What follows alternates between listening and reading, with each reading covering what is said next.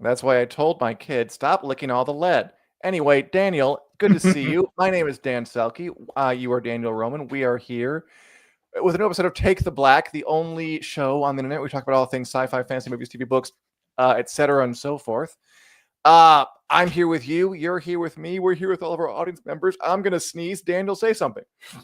Oh man, well, bless you first of all, and hello and welcome everyone to another episode of Take the Black. I'm excited to be here. We've got some cool stuff to talk about today, as we always do when we do this show live at 2 p.m. Central, 3 p.m. Eastern on YouTube, Facebook, and all the other places. And you can also listen to us on Spotify and all those things. Like and subscribe and come hang out because we're excited to have you here. Dan, how are you doing today? I'm good. The sneeze was a false alarm. Oh, well, good. Take that, foul sneeze. Ye be not welcome here. What do you want to talk about? Well, why don't we start our discussion in Westeros, which we often do. There is some hot goss going around the Seven Kingdoms. Daniel, what's happening in the world of games, thrones, houses, dragons, knights, kingdoms, sevens, and so forth? Yeah, so we always start in Westeros, as listeners know, but it's going to be a sizable chunk of the show today because there's a lot going on. Things are happening in the Seven Kingdoms.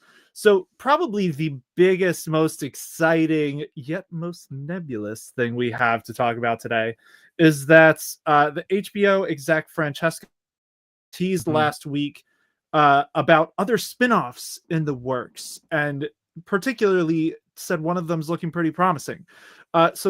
She said, we have other spinoffs that we're working on right now, one of which I won't get into, is very promising, and it is still the Targaryen line. There's a number of other spinoffs. We can't really guarantee what's going to go forward, but we are very big budget on the other ones. And the big budget comment was specifically because Orsi was talking about A Knight of the Seven Kingdoms, which is lower budget than the other ones. It's a smaller, more contained story. It doesn't have dragons flying around, but there's apparently another Targaryen spinoff that will be pretty big and bombastic. Dan, you have a pretty strong thought about what this is, right?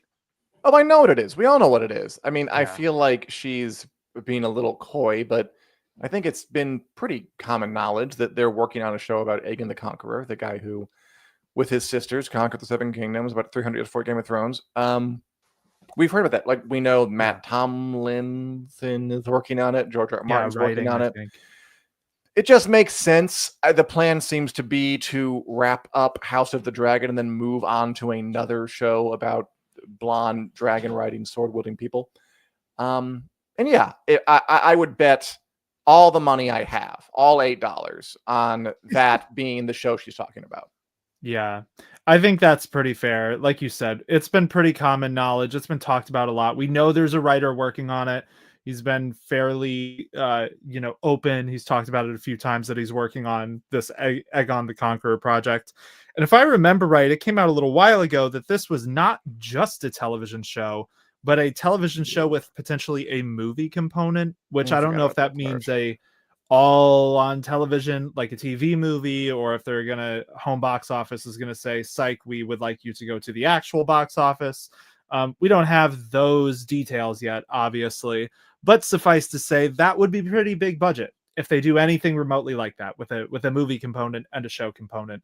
And I think it would, if there's any bit of Song of Ice and Fire lore that probably warrants that treatment, it's probably Aegon's conquest. Like, I don't know if they do a movie for the Doom of Valyria and then lead into Aegon or how they do it, but I support it.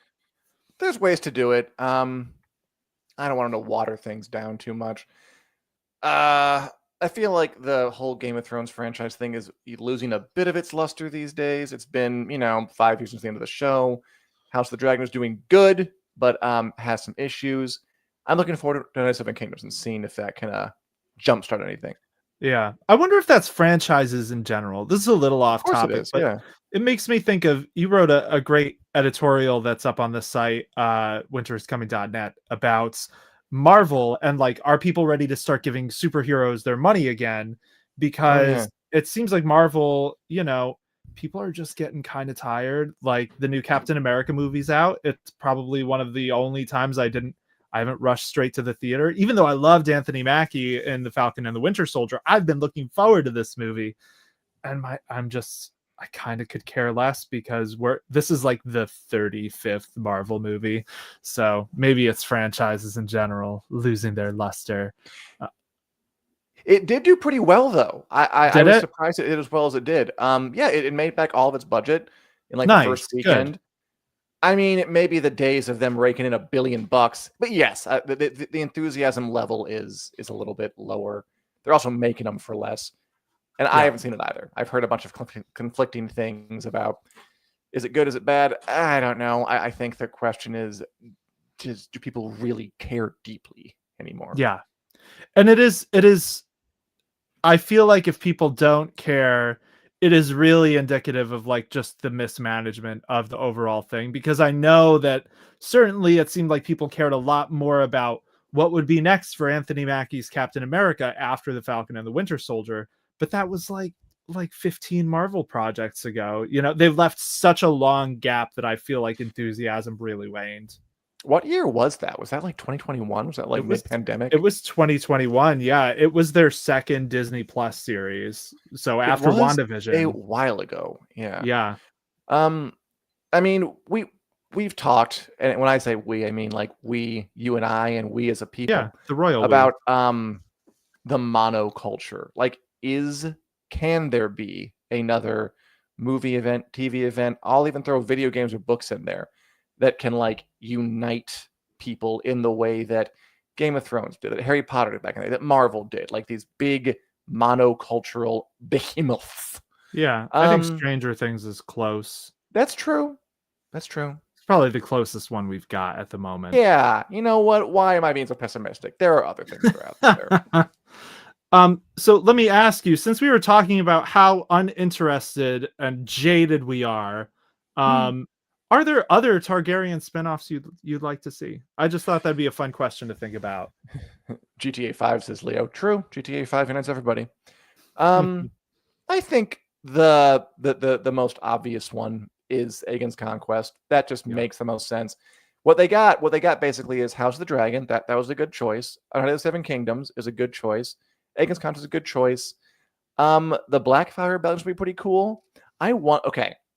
So I'm Pitchman, and you're HBO executive Francisco Orsi. Sweet. What if they get to the end of A Knight of the Seven Kingdoms, the end of like the published material 3 seasons in, and then they kind of make up new material that is basically the Blackfire Rebellions, whichever one is going on around the time, and just kind of roll that in.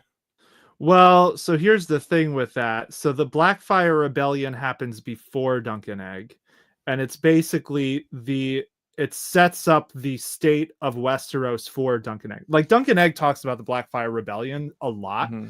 The Sworn Sword is all about someone who bet on the wrong side in the Blackfire Rebellion. A lord who bet on the wrong side and had it basically rob them of all their, and I use rob them.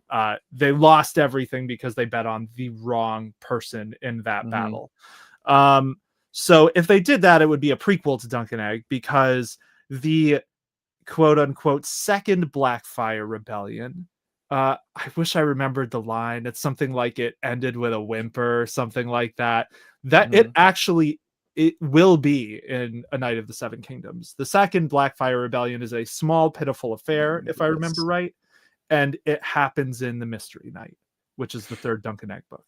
So, aren't there third, fourth, and fifth rebellions? I think it's just the 2. I think it's the one. Wait, really? Yeah, I think it's the one Blackfire Rebellion, which happened because Aegon the Unworthy legitimized all his bastards, if I remember right, and gave one of them, I believe, the sword. I don't want to Blackfire, I think. So yeah, that happens before Dunk and Egg, and then the second one is basically in the Mystery Knight.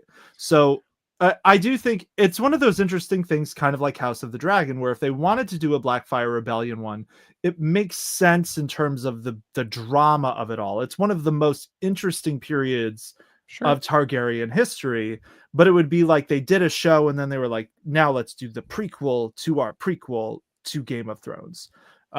Similar to like House of the Dragon, if they went back to do Aegon, it'd be, we did this thing about the fall of House Targaryen, like the end of their height. Now let's go back to the beginning for the prequeliest of prequels. Daniel, I hate to check you and correct Check me. you. Hit me with it. While you were talking and while I was absorbing it, I did some Googling and I found out about the 3rd Blackfire Rebellion, the 4th Blackfire Rebellion, and the 5th Blackfire Rebellion, sometimes known as the War of the Ninepenny Kings. So okay. So they do go on. So that would be interesting as like, I guess, an anthology series. And this is one of those things where Martin hasn't, he's referenced these things. Sure. You know, it's in A World of Ice and Fire. He references them, but he hasn't written Blood and Fire yet, which is the sequel to Fire and Blood that would cover all of these Blackfire rebellions. So HBO would be an interesting territory. But yes, thank you for checking me about the War of the Ninepenny Kings. I appreciate it. And I always figured that because I don't know, Seven Kingdoms, like Dunk and Egg, they grow up and he becomes the, spoiler, king, and Dunk becomes his Lord of the Kingsguard. They go through that. Like they are involved in all this stuff. Yes. I don't think it'll happen, but I don't know. I have this vision of what if Night of the Seven Kingdoms ended up being this season that lasted so long, and each season they grow up a little bit, and by the end he's king and he's that guy, and then it ends with Summerhall. It's a whole thing. I mean, that would be amazing. And so this is a nice segue into one of our next Westeros updates to talk about, which is that Francesca Orsi revealed that HBO, they haven't officially greenlit it, but they are planning for 3 seasons of A Night of the Seven Kingdoms, which of course is the next Game of Thrones spinoff, Dunk and Egg, that's coming out in July, August. I can't remember if we have an official release. We don't know. Later this year. Yeah. So Orsi said, we're already planning on how do we build this for the 3 seasons in total. We're not picking it up officially, but it's looking very good. We're looking at it as a holistic piece, seasons 2 and 3, because there's 3 novellas, which is smart to me.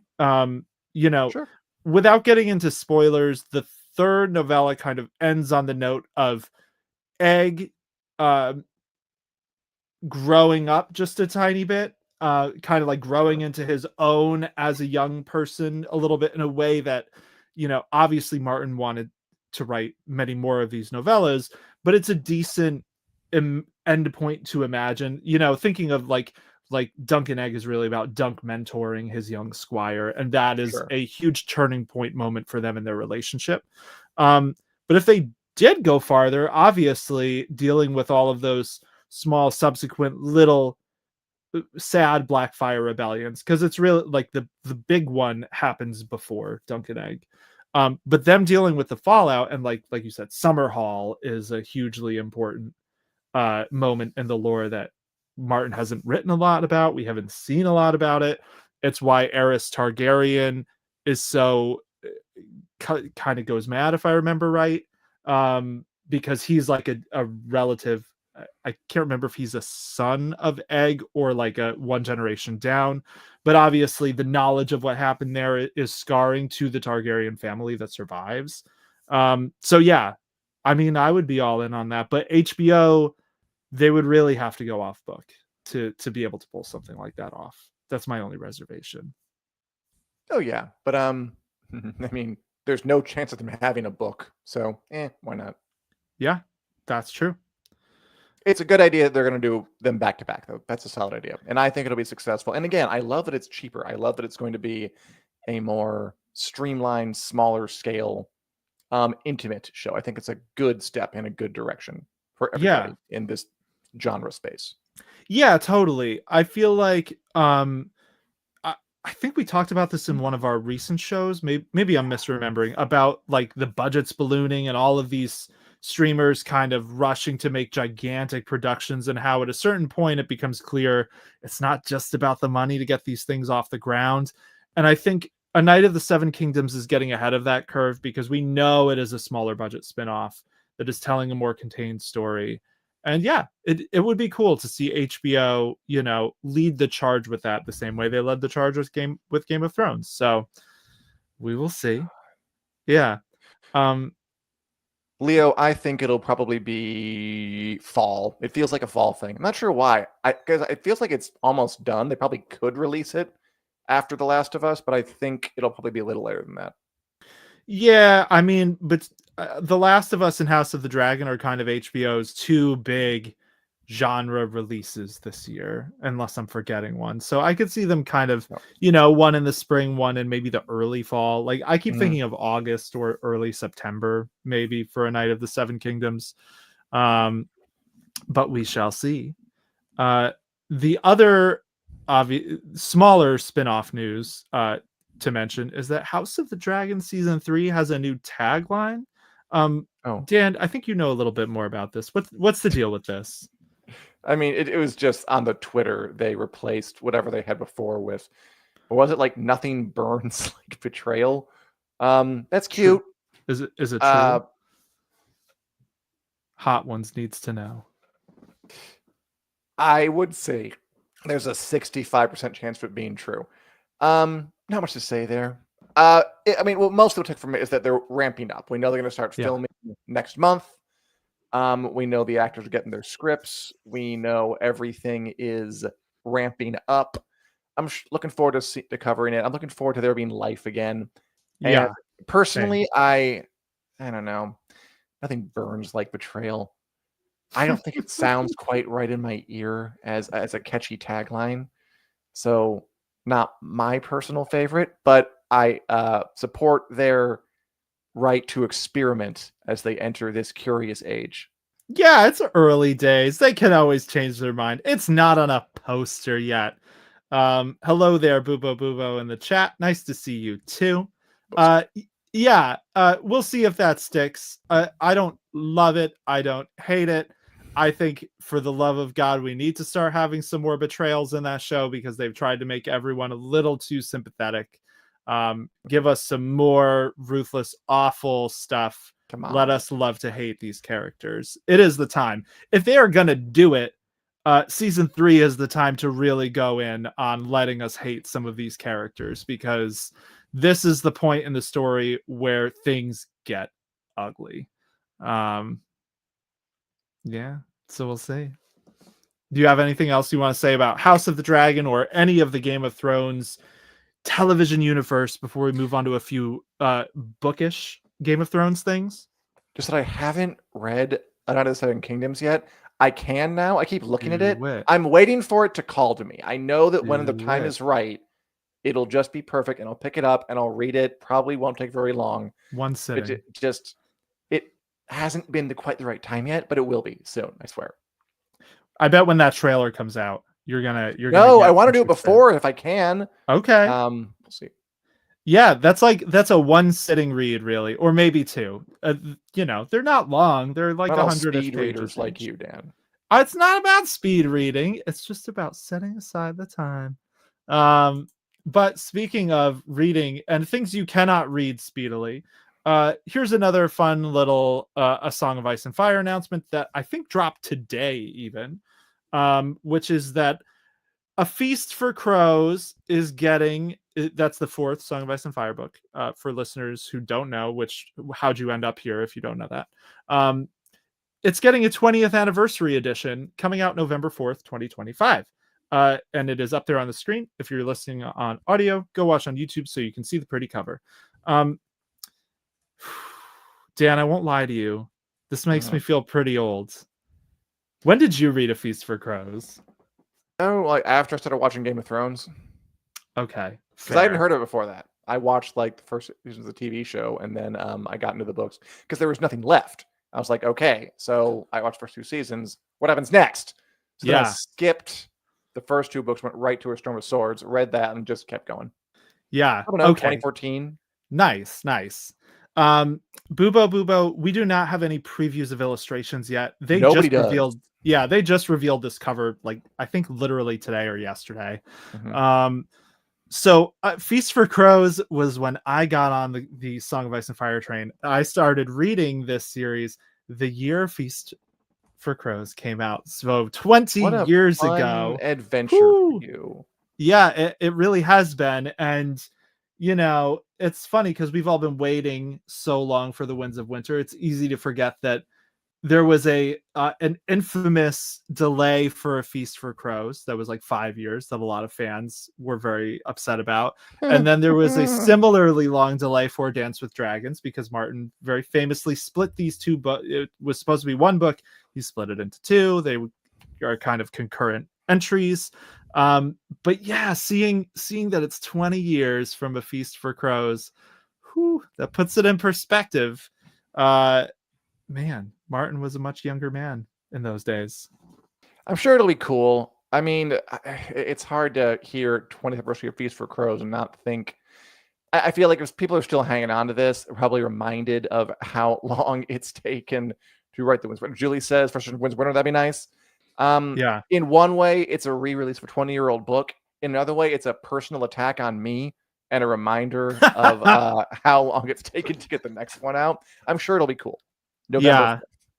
Yeah, totally. I feel that. And so Bubo has an interesting comment here. I have A Feast for Crows from Folio. Folio Society does these very, very expensive, nice special editions. It's great, but it's unreadable, too heavy. And I will say, it's always interesting to me with special editions. Like, I don't personally own any of the 20th anniversary editions for the first three books. They're all very pretty. Like, I stop and ogle them every time I see them in the store. But like, do you think you're gonna get this? Because it is one of those books. Yeah, okay, fair. There's so many different editions, and like, is this the definitive one? I have a lot of respect for the folio ones because those are like, they're made for collectors. But yeah, I don't know. It's interesting to see something. They're like collector's items, right? Like, yes. My books, I like to. This is bad. Like, especially like, I can tell you, when I read Land Seven Kingdoms, I'm gonna write in that thing. I'm gonna fold down pages. I don't know. Like a collector's edition is supposed to be pristine. That's not how I treat the things I own. I mess up the things I own. Yeah, totally. And like Bubo said, it's a great book to put it on the shelf and show guests. Totally. That is totally what it feels like. Like, every time I watch a booktuber and they have all of the Brandon Sanderson leather bounds, I'm like, those are beautiful. But I don't know that I'd rather read one of those than, the normal editions from Tor. For A Feast for Crows, I've still got this bad boy, which is my original copy of it from 2005. I love that. I loved these covers. I was so sad when they discontinued them during when they released the Dance with Dragons. They did different covers.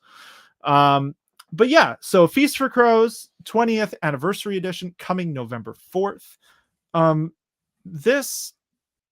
So there's another small bit of Game of Thrones news that it's not really Game of Thrones news, but it's a good excuse to talk about it, that I kind of wanted to ask your opinion about.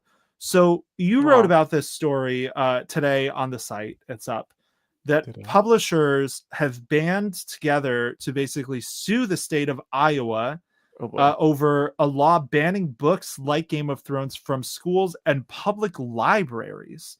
What is the deal with this, Dan? I'm so glad you asked. I could have very fastly. I think that we've all it's true that there's been an uptick in book bans in the U.S. over the past several years. Kind of part of this rising cultural tide that also includes Trumpism, that also includes immigrant stuff. Kind of an anti-intellectual wave we're going through right now. I think the state that's doing this, Iowa, the expansion to libraries is a new one. Yeah. That's kind of new. Not school libraries, public libraries. Yeah, and they were talking about various laws that are in place for libraries already that require, so you either have to just like guess what's going to be objectionable and then just toss out everything, which includes books in some of these places like Game of Thrones, because there is violence and sex in them. Yeah. It is on the list in this state. Yes. We're not just being anecdotal. No, we are not. And then there are other places where you can keep the books, but you have to be you have to have like an adults only section, or just make it an adult library, which is kind of silly, because some of these small town libraries, they're like a couple rooms big, and if you want to stay open and be an adults only library, like, the whole point of a public library is that people go in there after school and like hang out and read and do all that stuff. So it's an attack on books and literacy and kind of this part of this rising conservative tide. And I'll go ahead and say it. I don't like it. I say let the books be available to people who want to read them. Yeah. I mean, I am totally in that camp too. And I wanted to talk about this a little bit today because it kind of fits together nicely with A Feast for Crows. We were just talking about 20th anniversary. That for me is the year I started reading A Song of Ice and Fire, 2005. When my sister gave me a copy of Game of Thrones because our World of Warcraft guildmates kept talking about Jon Snow and all the nothing he knew, and I wanted to know what was up. That's cool. So this hits close to home for me because I read these books when I was like 16. Because my parents didn't have any sort of, rules or regulations really about what I could read in terms of books. My dad was a bricklayer. He just thought it was amazing I was reading anything at all. So it is interesting and sad to think about, like how will that affect the children who might have picked up a book like a Game of Thrones as late teens or something, who now like they're banning this like till you're 18 or 19. Like you need to show your ID to even take it out of the library. So it is, in my opinion, it's nice to see like all of the big publishers. You can, listeners, watchers, you can go look at Dan's report on this on the site, but it is basically like all of the big 4 publishing houses in the US and then a few others. They're all banding together to sue over this because it's like putting a crazy onus on like libraries and schools and stuff. But yeah, I just thought that would be interesting to talk about because it's weird to see something like this where it's like, oh, that would be censoring, what was essentially a formative, like I'm here on this show with you, Dan, like we're talking about Game of Thrones. Probably wouldn't be the case if I hadn't read that book when I was like 16. And it's weird to think of kids having less rights today with that. I mean, yeah, it's part of a strategy to, kind of prohibit anything that the powers and be think is at all harmful. And the problem is you just kind of define what you don't like as harmful, and then it goes in the list. Like if a book has a gay character of any stripe, okay, gay is bad, so it goes, that kind of thing. It's a slow creep. It shouldn't be allowed. It is bad. It should be fought against. The publishers have to fight against it for their own monetary benefit, but also they're also happen to be the side of truth, and just which is nice. And yeah, it sucks for the librarians. It sucks for people running them. It sucks for the communities where these libraries are serving. It sucks all around, and hopefully we'll live to see it reversed. Yes, I hope so. I hope kids will be able to pick up whatever books their little hearts desire. And I mean, just let them the idea, inform their lives. Just, it is funny to think of like one of the reports was like a small town library that, had the choice between like, okay, go through, just guess at which books we might find offensive and toss them out, or just designate yourself. And they weren't big to have like an adults only section. So they had just, okay, so we're an adults only library now. Daniel. So this means that this like small town library, a few rooms, you're being like carded at the door, like you're going into a bar. Like ID, oh, you're under 21. You can't go into the library to seek out like a reference book for your book report. Stuff like that. For your science project. It's a really comical, crazy effect. That's the kind of thing you'll get when you have these bonkers, stupid policies. But I do love the idea of like a library maybe becoming like a really cool space, like teenagers at the high school being like, you know what you got to do? I got a fake ID so I can sneak into the local library and read Shel Silverstein. What if this leads to a resurgence, like a new wave of reading because these states are telling the kids they can't have it. So it is like in our youth, they had the fake IDs to buy beer for whoever. And in this day and age, they have it to, I can get you that book from the adults only library. And it's like, like a homeless guy. They like, hey buddy, can you go to the library and get us some Stephen King? Yeah. It's crazy. And Stephen King, that's another good example. Like I started reading Michael Crichton when I was much younger. So it is another one of these, man, I can't imagine what life would have been like without that formative experience that we are actively trying to, or some states, some policymakers are actively trying to rob kids of. So Yeah, this isn't a politics podcast, but things are going to get pretty wild over the next 4 years, man. We're going to see some stuff. I'm sure we'll touch on it. Yeah. Yeah, totally. We're not trying to get political, but when the politics happens to touch Game of Thrones, it's a good excuse for us to talk about it. And in this instance, it does on a few different fronts. But anyway, do you have anything else you want to add to this before we drop one last bit of fun Game of Thrones news to chase all this down with? No, hit me. Okay, so this past week, Brandon Sanderson, who very prolific fantasy author, wrote Mistborn, the Stormlight Archive, tons of books. He was the author who was chosen to finish the Wheel of Time after Robert Jordan died in 2007. And Sanderson did an interview with Tim Ferriss, who is the guy who wrote the 4-Hour Workweek. He's like an entrepreneur and thinker guy who gets people to rethink productivity and stuff like that. So he interviewed Sanderson. It's like a 3-hour interview. It is a mega interview. It's totally worth a watch for fans of Sanderson's work. Cool. But Sanderson revealed an interesting thing there that I wanted to shout out here, which is that George R.R. Martin was almost chosen to finish the Wheel of Time because he and Robert Jordan were friends. Martin was a fantasy author, and Martin was like the other big name in contention. It was either Martin or Sanderson, and they went with Sanderson. What do you think, Dan? Did we dodge a bullet?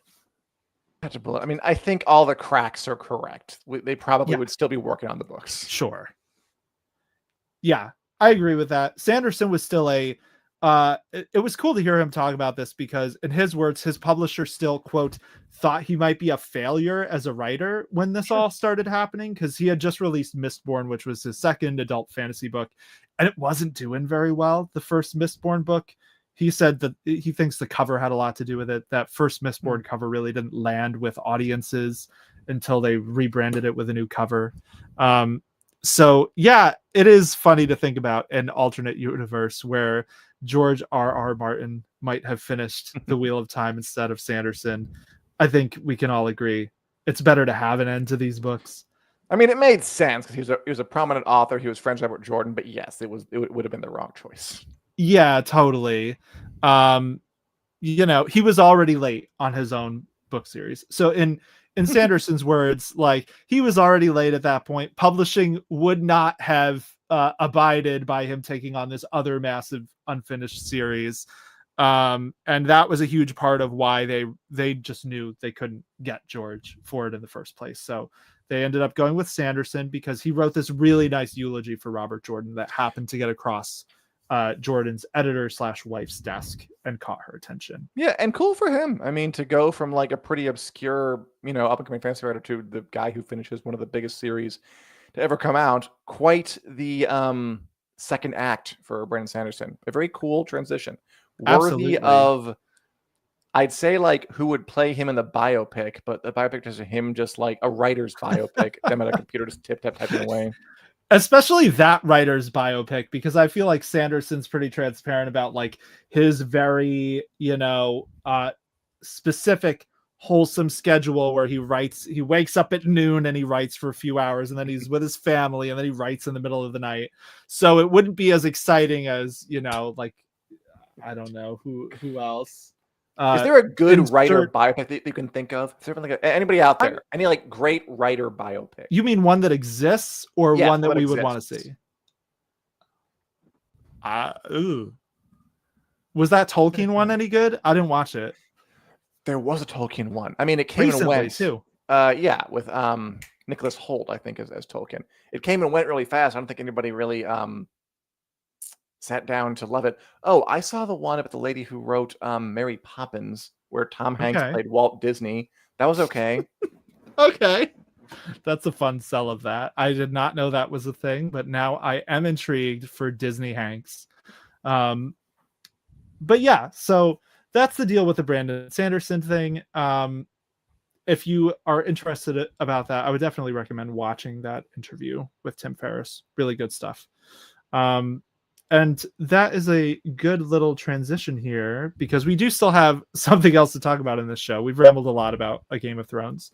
But the Wheel of Time, speaking of, Amazon released new posters today for season 3, which is coming out on March 13th. You want to look at some, Dan? Yeah. Why not? All right.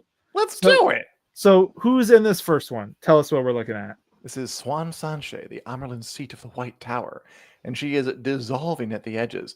Mostly what I like about these posters is they release like 8 of them, and they're all of supporting characters, and you're just going to step back and realize, like, this show has a very deep bench.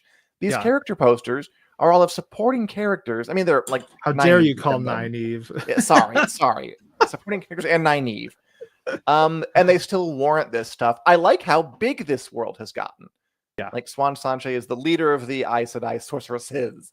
And they all look great in their elaborate fantasy costumes. Yeah, totally. That's a really good point. Like, the cast is sprawling and it feels natural. It's not like the Rings of Power, like, not to shade another fantasy show, but one thing that kind of always struck me with that was it feels like they thought they needed a lot of characters out of the gate. Yeah. So they made up a ton so they could have a big sprawling cast. The Wheel of Time is almost kind of the opposite, where it feels very warranted for where the story's going. Obviously, they're still cutting lots of characters. Oh yeah, they're cutting back.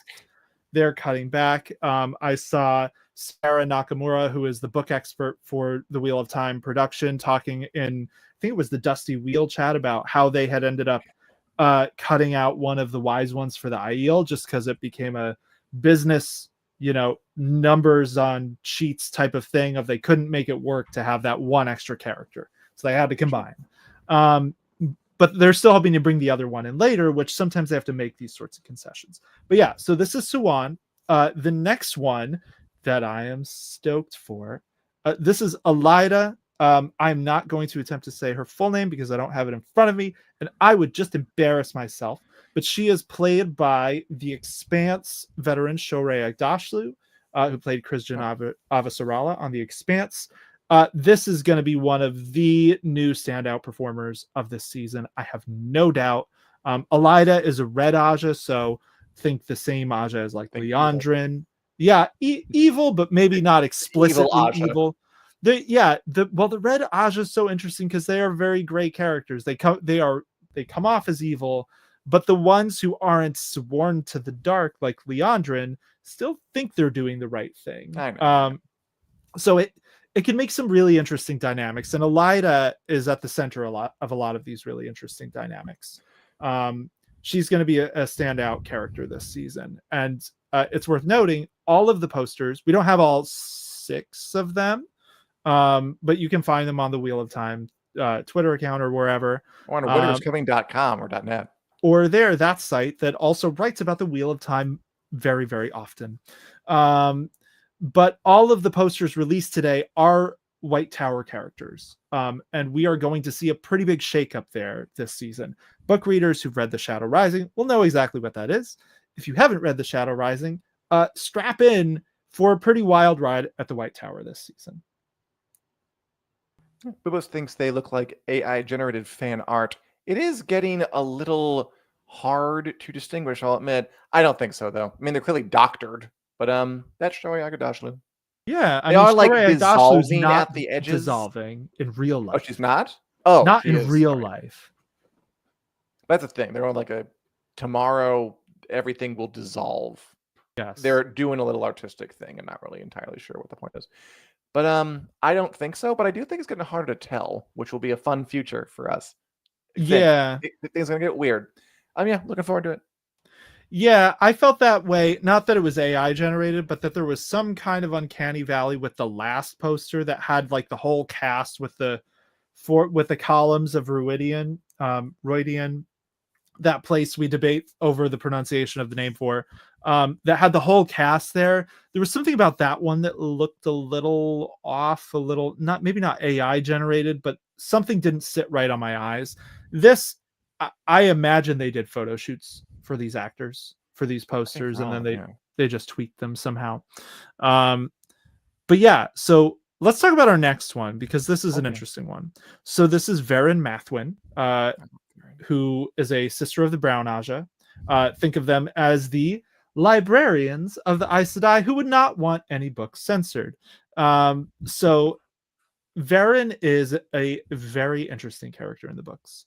And she goes to the two rivers during the Shadow Rising. So she's part of Perrin's whole arc there, which, if I remember right, is kind of how she's introduced. Do you think they're going to send... definitely in the last season.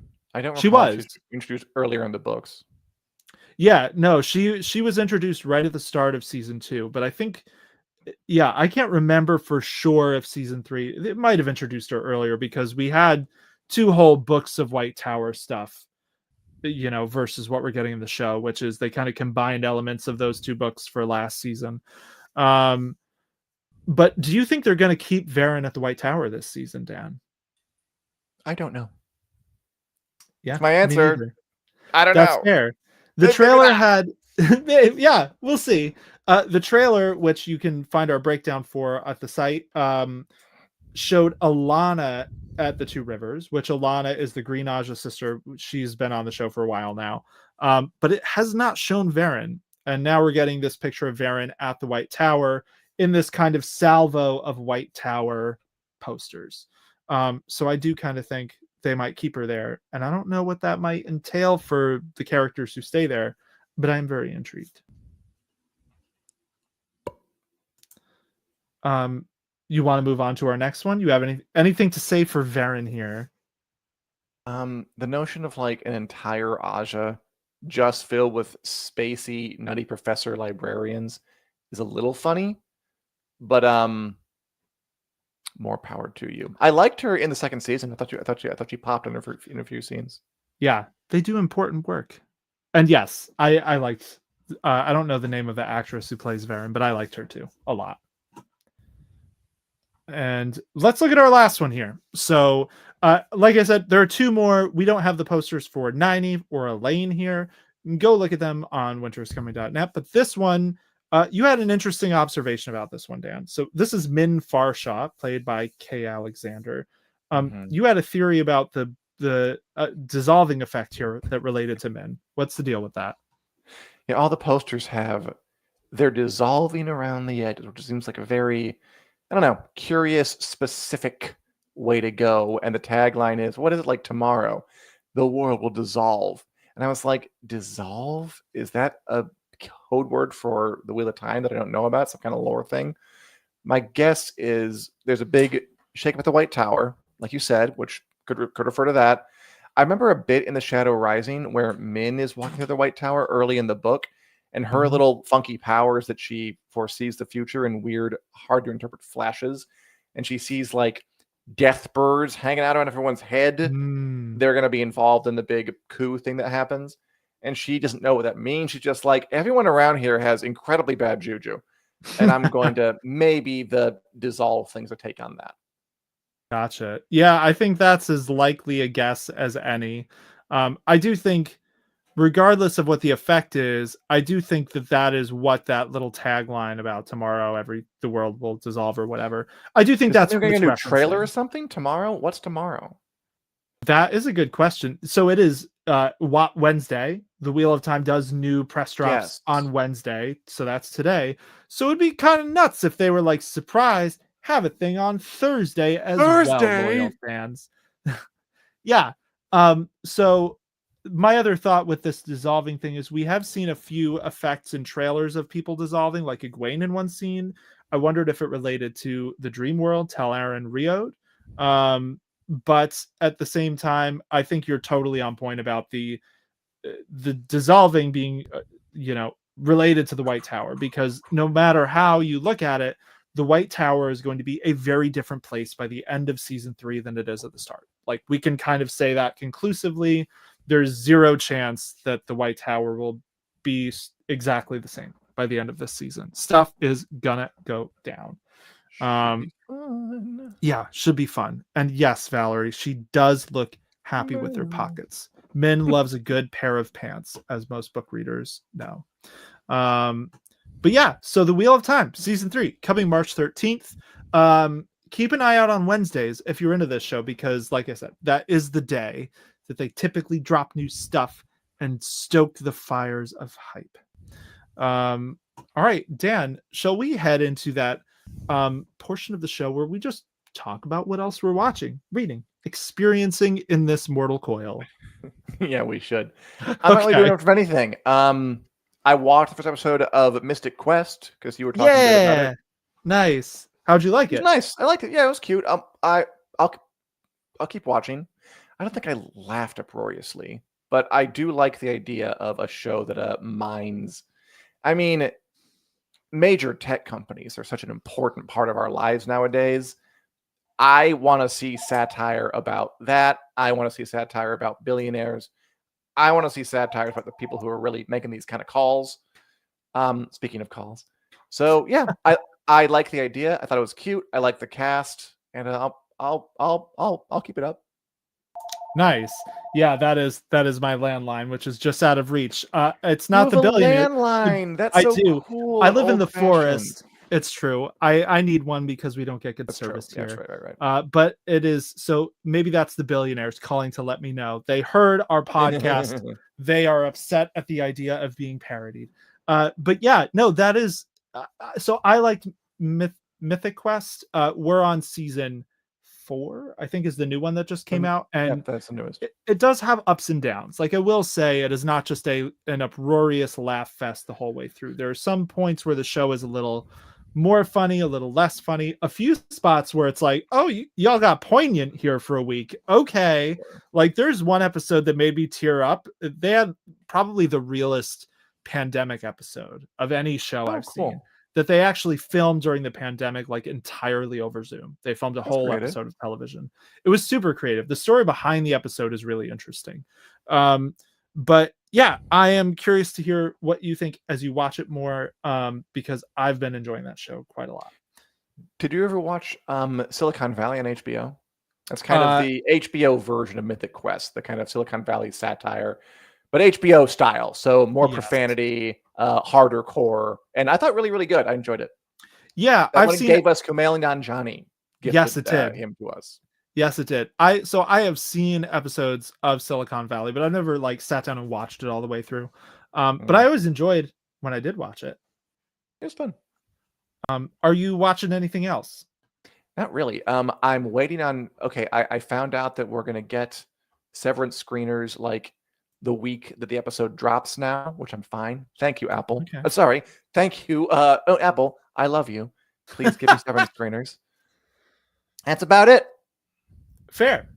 Well, I'm also watching Severance, enjoying it a lot. I like the last episode more than Woe's Hollow, which we talked about last week. The pacing for Woe's Hollow was just a little weird. I do think they retroactively made my angst about Mark's the thing they did to Mark, reintegration. There we go. They made me retroactively less mad about that by kind of explaining that it's a gradual process, stuff like that. Yeah. So it's not just like a switch flipped. So I did like this episode more. I'm excited for the next one. The next one's hot. I will tell you, I've seen this one Friday. I think it's my favorite of the season so far. I like it a lot. Okay. The hype is real. The other show that I'm watching is Pantheon, which is an animated show it was an AMC show. It's now on Netflix. And the thing that caught me about Pantheon is that it is based on a short story by Ken Liu, who is the guy who wrote the Dandelion Dynasty. He's a really kind of well-loved fantasy author. And it's a sci-fi show where this high school girl finds out her father's consciousness was uploaded onto the net, basically. So he starts getting in touch with her, and then it's this whole conspiracy about this company that is trying to do uploaded consciousness and all the very ethically bad stuff they do in pursuit of that. It's really good. It's a really, really good show. I'm almost done with the first season. It's one of those shows where I'm like, if this was, and I hate to say this because animated shows are amazing in their own right, but I think if this was a live action show, which it feels like it could have been, it's different than like Arcane, where it's like, y'all needed to make this animated. Like, it wouldn't have worked in live action. This, it's like, I can almost picture what it would have been like in live action. I think it probably would have been a much bigger hit, honestly, because it's really adult leaning, cerebral stuff that is just, it's a good show. I'm enjoying it a lot. Cool. I like it. Julie's watching Vampire Diaries, classic, and we're gonna watch Nice. 1923 next episode, showing the Taylor Sheridan verse coming up in a Ah, couple nice, days. nice. Martha Lily watching Chosen, which I'm not sure about. I gotta watch From. Everyone's still recommending that to me. And tonight I'll hopefully watch The White Lotus. I've been behind on Oh that a bit, yeah. but it's back. Another HBO show to gather around and watch as a species. Yeah, around the campfire, gather to watch The White Lotus. That's cool. I enjoyed The White Lotus, what I've seen of it so far, which is most of the first 2 seasons, so I will definitely be checking that out.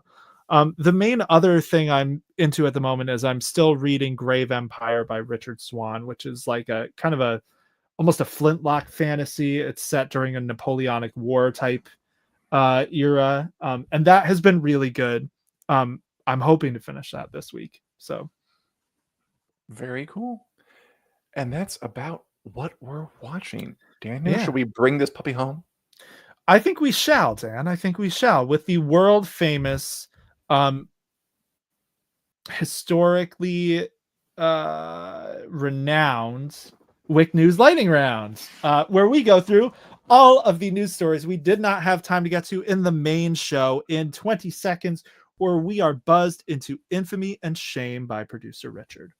Dan, are you prepared to dive right into this? Yes, Talk I some am. stories. Wait. Okay, let's go. Nice. All right. I don't think we put this in any particular order. I know I didn't. So, Dan, you like John Lithgow. Why don't you talk about this first one? Apparently, John Lithgow, the Trinity Killer from Dexter, he's in final negotiations to play Dumbledore in the new Harry Potter show. Julie, nice burn. That was a nice intro, Daniel.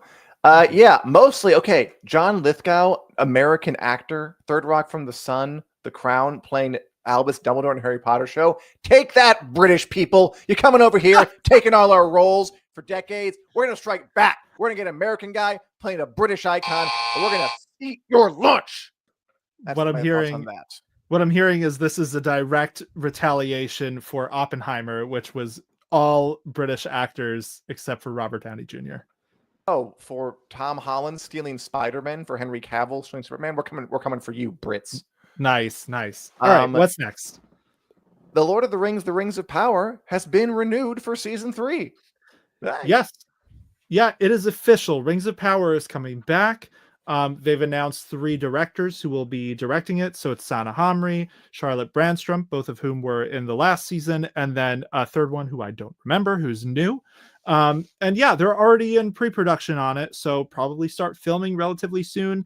I would guess 2026 we'll be watching that show. All right. Here's one. Sorry to the Sarah J. Maas fans. Hulu was making a Court of Thorns and Roses television series, and they decided to scrap it, unfortunately. Yeah, it's a shame. It would have been Hulu's first big fantasy show. Sarah J. Maas is a popular author. Those books are popular.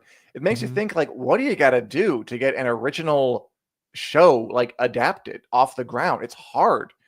I heard that the Outlander guy, Matthew Roberts, I think his name was the Ronald D. Moore. Sorry, very different. That could have been it. But yeah, it's not happening, which is a shame. Daniel, here's Matt Damon as Odysseus in Christopher Nolan's adaptation of The Odyssey. Here he is in a big, fun push broom, ye old timey Greek hat. You find this funny? I don't know why I can't stop laughing at the thought of Matt Damon as Odysseus. But yeah, so this is, speaking of Christopher Nolan, this is his next thing he's making, The Odyssey, with Matt Damon as stranded seafaring man Odysseus. I will watch it. I'm sure it will be good. Nolan has like a group of actors he likes working with, and Matt Damon is among them. But I don't know why it still cracks me up. All right. Here's a fun rumor that I like. I think I like this rumor.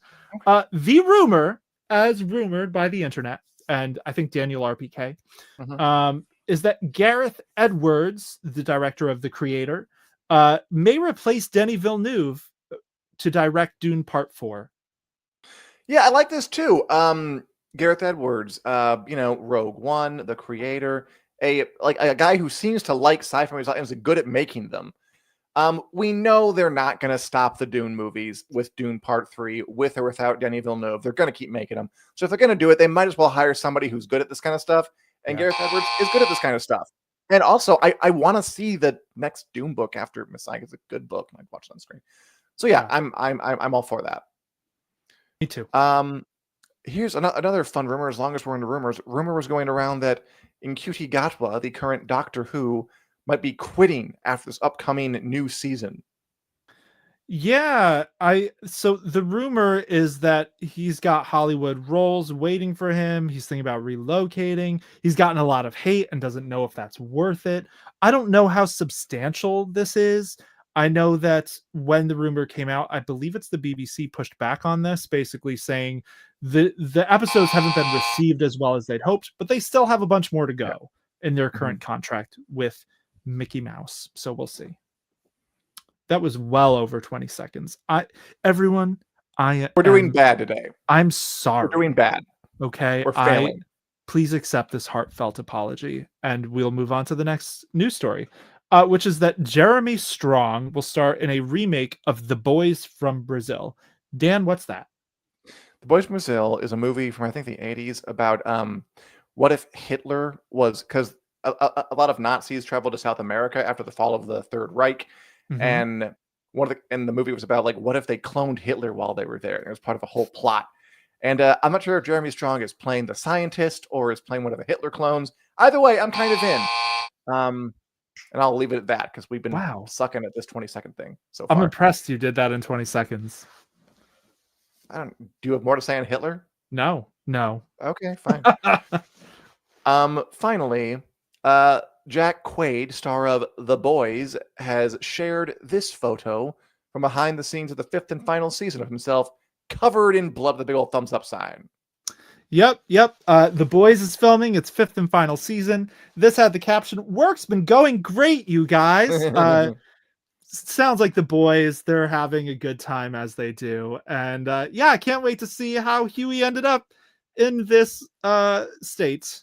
It should be a good time. I imagine that will be 2026 as well, that we'll get to watch that. The person who wrote our reviews for the last season of The Boys, season 4, had like a counter for every episode of whether Huey gets covered in blood or not. I think that happens like a surprising amount if you go and count.